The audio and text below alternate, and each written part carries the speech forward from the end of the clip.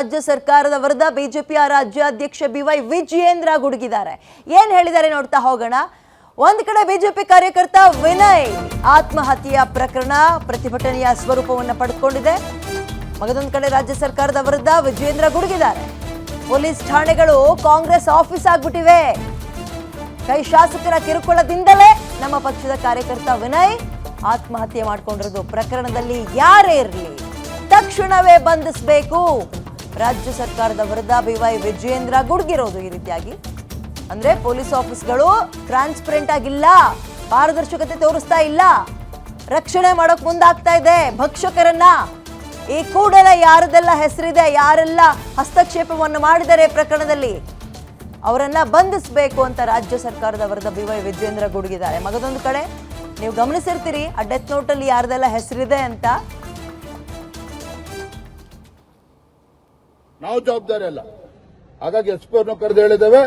ಅವನ್ ಗಂಟೆ ಕಾಯ್ತೇವೆ, ಅರ್ಧ ಗಂಟೆ ಕಾಯ್ತೇವೆ, ಶಾಂತಿಯುತವಾಗಿ ಕಾಯ್ತೇವೆ. ಕರ್ತವ್ಯ ಇದೆ, ಪೊಲೀಸವ್ರ ಕರ್ತವ್ಯ ಇದೆ. ನಾನು ಕೂಡ ಪೊಲೀಸ್ ಹಿರಿಯ ಅಧಿಕಾರಿಗಳನ್ನ ಆಗ್ರಹ ಮಾಡ್ತೇನೆ. ರಾಜಕೀಯಕ್ಕೆ ಒತ್ತಡಕ್ಕೆ ಮಣಿದು ಈ ರೀತಿ ಅವ್ಯವಸ್ಥೆಗೆ ಇವತ್ತು ಕಾನೂನು ಸುವ್ಯವಸ್ಥೆ ಹಾಳು ಮಾಡೋದಕ್ಕೆ ನೀವು ಅವಕಾಶ ಕೊಡಬೇಡಿ. ರಾಜಕೀಯಕ್ಕೆ ಒತ್ತಡಕ್ಕೆ ಮಣಿಬೇಡಿ. ಒಬ್ಬ ಅಮಾಯಕ ಇವತ್ತು ಬಿಜೆಪಿ ಕಾರ್ಯಕರ್ತ ಇರ್ಬೋದು, ಅವ್ನ ಮನುಷ್ಯನಲ್ವಾಗಾದ್ರೆ ಏನ್ ಅಪರಾಧ ಮಾಡಿದ್ದಾನೆ?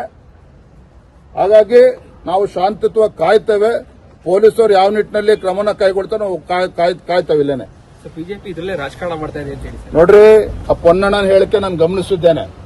ಸಾವಿನ ಮನೆಯಲ್ಲಿ ಬಿಜೆಪಿ ರಾಜಕಾರಣ ಮಾಡ್ತಾರೆ ಅಂತೇಳಿ ನಾಚಿಕೆ ಆಗಬೇಕಿತ್ತು ಒಬ್ಬ ಶಾಸಕನಿಗೆ. ಮುಖ್ಯಮಂತ್ರಿಗಳ ಕಾನೂನು ಸಚಿವರ ಬಾಯಲ್ಲಿ ನೋಡ್ರಿ, ಆ ಪೊನ್ನಣ್ಣನ ಹೇಳಿಕೆ ನಾನು ಗಮನಿಸಿದ್ದೇನೆ. ಸಾವಿನ ಮನೆಯಲ್ಲಿ ಬಿಜೆಪಿ ರಾಜಕಾರಣ ಮಾಡ್ತಾರೆ ಅಂತೇಳಿ ನಾಚಿಕೆ ಆಗಬೇಕಿತ್ತು ಒಬ್ಬ ಶಾಸಕನಿಗೆ. ಮುಖ್ಯಮಂತ್ರಿಗಳ ಕಾನೂನು ಸಚಿವರ ಬಾಯಲ್ಲಿ ಈ ಮಾತುಗಳು ಬರಬಾರ್ದಿತ್ತು. ಪ್ರಾಮಾಣಿಕರಿದ್ದಿದ್ರೆ ನಿನ್ನೆ ಅವನ ಹೆಸರು ಉಲ್ಲೇಖ ಮಾಡಿದಾಗ ತತ್ಕ್ಷಣ ನಾನು ತಯಾರಿದ್ದೇನೆ, ಹಾಕ್ಲಿ ಎಫ್ಐಆರ್ ನನ್ನ ಮೇಲೂ ಹಾಕ್ಲಿ ಅಂತ ಹೇಳಿ ಹೇಳಬೇಕಿತ್ತು. ಒಬ್ಬ ಜವಾಬ್ದಾರಿತ ಶಾಸಕ, ಒಬ್ಬ ಮುಖ್ಯಮಂತ್ರಿಗಳ ಕಾನೂನು ಸಲಹೆಗಾರ ಈ ರೀತಿ ನಮ್ಮ ಮೇಲೆ ಆರೋಪ ಮಾಡತಕ್ಕಂತ ಅವಶ್ಯಕತೆ ಇಲ್ಲ.